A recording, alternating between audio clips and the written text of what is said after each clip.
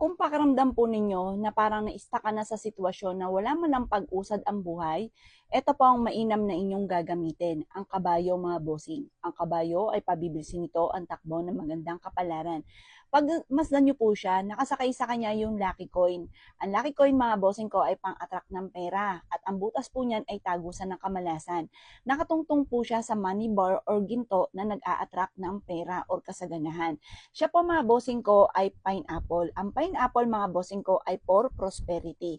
Yung mga mata po niyan ay kontra po yan sa mga inggitero, inggitera, pakalimera at chismosa at sa mga taong may masamang intensyon sa'yo. Kumbaga itinataboy po niya bukod sa pang-attract siya ng pera.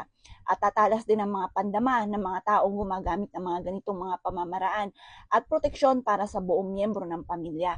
Meron din po siyang lucky coin na nag-a-attract ng pera mga bossing. Ayan, bukod po sa meron siya dito sa taas, marami po siyang mga lucky coin dyan, bukod pa po dito.